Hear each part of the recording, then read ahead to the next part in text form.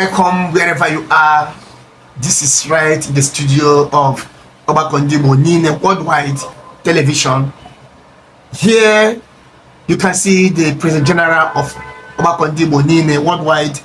I'm talking of Ambassador Chief Abelu Azona, PhD.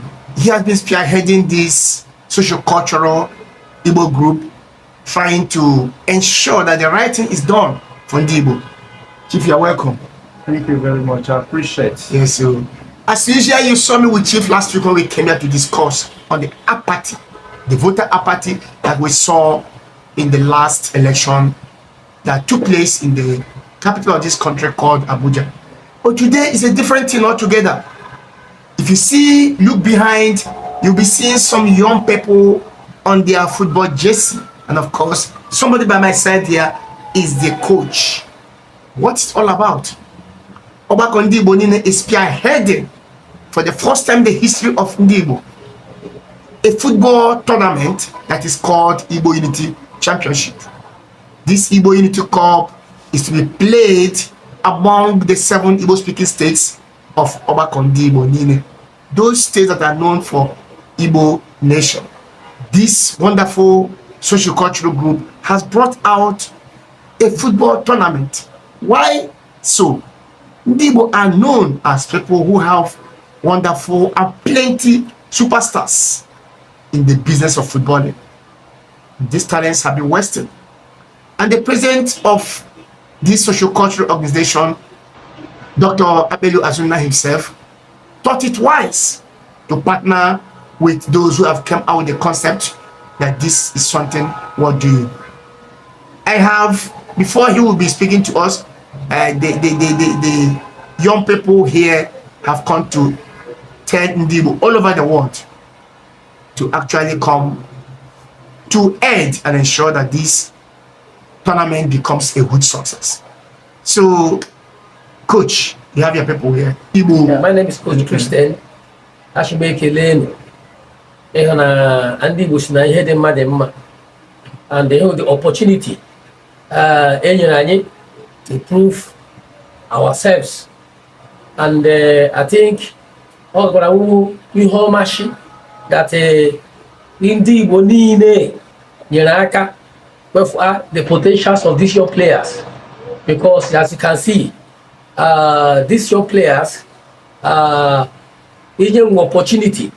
They can hold that they will be useful in life, and we still believe we can see a great people of Ndígbo that can be at help to push these young talented players.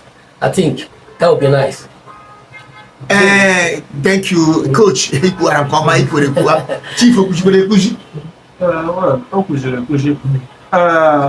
Ndígbo niile nọ n'ụwa niile ebe ọ bụla isi ele ha emega ihe na-eme taa bụ dịka Ọgbakọ Ndígbo niile Igbo Cultural Day Festival ga-abịa n'oge na-adịghị anya. Ihe ndị anyị na-eme wụ iji kwado Ndígbo ka ọ bụla onye na-eme ya pụta ka akwado ya. This Ọgbakọ Ndígbo niile Igbo Unity Cup championship a ga-eme n'ala Igbo niile. Ọ ya wụ ihe anyị ji na-eme announcement ka ndị Igbo mata na Ọgbakọ Ndígbo niile Cultural Day Festival ga-abịa n'oge na-adịghị anya. A ga-amalite asọmpi bọọlụ ụmụ ntorobịa site na steeti dị iche iche. Ụbọchị a ga-agbachi ya ka a ga-eme ya bụ Ọgbakọ Ndígbo niile Cultural Day Festival. Ihe a na-emekwana iji kwalite ihe ọbụla onye Igbo na-eme dị mma. Maka ndị Ọgbakọ Ndígbo dịka anyị si na-egwu, ejighị ntọrọ mmadụ mara ndị Igbo, ejighị oshi na ama mara ndị Igbo, ejighị chamvom mara ndị Igbo, ejighị mmadụ ree nwanne eji nweta ego mara ndị Igbo. Ihe eji mara ndị Igbo n'ọbụrụ mba Chineke gọziri chọọ mma n'ezi iche. Onye ọbụla bụ onye Igbo werere aka ya tiga n'ihe ọjọọ, ya nwaji aka ya na-eme nke ahụ, ejighị ya mara ndị Igbo, ya ma maka ya. Ihe a na-ekwu ụmụaka ndị a pụtara na ihe egwuregwu ọ na-emeji ya, ma Ọgbakọ Ndígbo ga-akwado ha. Anyị jikwa ohere a na-akpọ ndị Igbo niile, ọbụladị ndị otu Ọgbakọ Ndígbo niile nọ n'ụwa niile, ka ụnụ pụta ka anyị kwado ụmụaka ndị a ọtụtụ ihe ndị anyị ga-eme ọkụ ọbụla pụtara anyị emekwa ka ụnụ mara mana taa nke anyị jigodi n'aka taa bụ ọgbakọ ndị Igbo niile Igbo Unity Championship.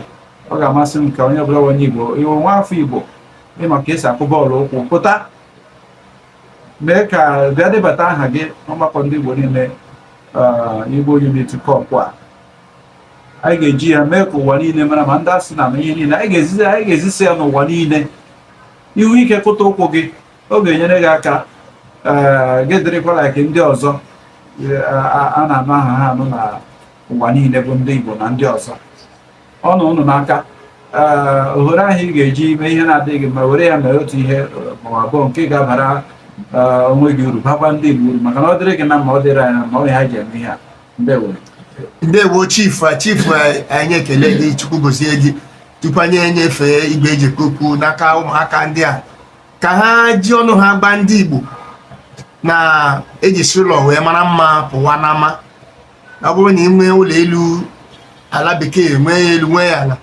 kwado ndị ọzọ mgbe kwadoghị ndị nọ n'ala Igbo ihe kọrọ nke ọma our young players mgba biko in your own language anyị nwere ihe na-akpọ ngiri kpọọ ha ebe ọla ha nọ chi ha biko soro the president general ọgbakọ ndị Igbo niile worldwide na ndị otu ha niile ka ha nyere anyị aka ka ịsọmpi a ewepụtara a na-akpọ Igbo Unity Cup nke bụ tournament a ga-eme n'afọ ọbụla oge ọbụla ga na-eme cultural festival nke ndị ọgbakọ ndị Igbo niile na-eme ụlọ ga na-apụta na akụ bọọlụ a ka eji ya anyị lee ma ọtụtụ imenu ga-esi ebe a wee bụrụ mmadụ gbanụ ndị Igbo okwu. Good evening, ọgbakọ ndị Igbo. Anyị na-arịọ unu biko n'unu nyere anyị aka sọpọtụ anyị na tournament a bidoro. Please, we are begging for your support. We need your support. It's very, very important to us. Please, ọgbakọ ndị Igbo, unu nyere anyị aka biko. I one day represent the Igbo is the Unity Cup. Biko, ọgbakọ ndị Igbo, anyị na-ayọ unu nyere anyị aka. Support and even those that are all over the world, our Igbos, other places, Spain, London. Please, we call for your support. Come to our aid, help us, please. Oge ahụ na ụmụaka ndị a ayọla ayọ biko ihe eji mara Igbo maka ihe ọma chief ihe na-eme ọrịa ọtụtụ and anyị na-akwado gị na-asị gị na-ekele gị maka atụmatụ ọma na ohere ọma ị na-enye ụmụaka. Enwe ndị na-aka ji ụmụaka na-asị gịnị ka unu na-eme ọnụmakwa nke a ọ na-amahụ nke a ọkwa mmadụ na-azụ mmadụ mmadụ na-enyere mmadụ aka. Adị mgbe kwenụ mkpa na telivishọn nke anyị nwere a na-akpọ ọgbakọ ndị Igbo niile TV online TV nke ugbu a anyị ga na-etokwa anyị ga na-eme na ashọ na ihe dị mma dịka chief kwuru ka a ga na-ewepụta ka ndị Igbo na-ahụ ma nke anyị ji ugbu a anyị na-ayọ nụ ka unu nyere anyị aka ozi ka a kwụọ ịsọmpi a ụmụaka bụrụ ndị ga-abara nne na nna uru a na-ekwu inye aka onye a sị akpọọ ya na ka ụmụ anụmanụ ghara ịmagbu onwe ha n'ọsọ ihe a na-ekwu onye nwere ịzụrụ ha jesi ga-ezụọ jesi bige ha ị nwere ego ị ga-eji zụọ pure water iji kwado ha anyị ga-anabata ya. Iwe ego iji azụ bọọlụ ụkwụ zụọkwara ha anyị ga-anabata ya. Otu a ha ga-akụ bọọlụ a ga-akụ ya site na lokal gọọmenti dị iche iche n'ala Igbo na-apụta. Onwe ihe dịka nwa nchọnchọ ego ị ga na-enye ọgụghochi ha ga-apụta iji gbara ha ụgwọ na-akwado ha n'ụzọ dị iche iche. Onwe onye nwekwanụ onye ọma onye ọma bụrụ onye ọma ga-enye aka ka enwe ike lụrụ ụmụaka ndị mgbe ha ga-ebido asọmpi ya ka ọ ga-awa onye kwụta ụkwụ ya si ebe ahụ banye na Arsenal, si ebe ahụ banye na Man U, si ebe ahụ banye na klọbụ ndị niile dị iche iche Barcelona maka na ihe anyị hụrụ n'anya anya jụrụ ya ihe ụmụaka ndị a ji ụkwụ eme. Ọtụtụ ndị anụ na-ele anya na ha ma ka esi akụ bọọlụ ụkwụ amacha aha ya ịbịa lụrụ ụmụaka ndị a gị mara na ọ nwere ihe dị iche n'egbe na egbe. Tupu ọgbakọ ndị Igbo esonye ha n'azụ ụnụ ga-ama dịka anyị si na-ekwu ọ bụ ihe dị mma n'ala Igbo ka anyị na-akwado ọ wụrụ ihe ọjọọ aka ya na ụkwa ya nọ na ya mana ihe ọbụla ga-eme ka ala Igbo too ihe ọbụla ga-eme ka aha Igbo na-eto karịa otu ọha taa ọ bụ ihe ọgbakọ ndị Igbo niile na-eme njirimara ndị Igbo dịka anyị si na-akwadokwa ihe dịka ụmụ akwụkwọ na-efu nke ndị okenye n'ala Igbo niile anyị na-akwadokwa nke a aka ọrụ dị iche iche akọrọngwa eji mara ndị Igbo ka anyị na-akwado ka na-ejighị ihe ọjọọ mara ndị Igbo ihe eji mara ndị Igbo ndị Igbo na-ebe ihe ọma ndị Igbo na-eweta ihe ebe ọ na-elebara anya na nke a ụnụ ga-ahụ na ihe dị iche ga-esi na nke a na-apụta m na-asị m ndewo coach ka ihe ga-agwa ndị Igbo gwa ha okwu nke ikpeazụ chief ekwuchala ya ha anyị na-arịọ ọrọwo n'ụlọ nyere anyị aka nke ọzọ ịgba bọọlụ a ndị ahụ gbara nọ n'Arsenal nọ Everton nọ Chelsea o nwere ebe ha siri bido o nwere ndị nyere ha aka anụkọta ha eru that level kama o nwere ndị nyere ha aka ha eru that level so anyị na-arịọ ọnụ chunu biko nyere na ya aka because anyị nwere atụmatụ dị mma anyị ji shi anyị ga-agba bọọlụ a gbadoo ya Chelsea gbadoo ya Liverpool gbadoo ya Barcelona otu kama nyere anyị aka anyị ga-emezu ya.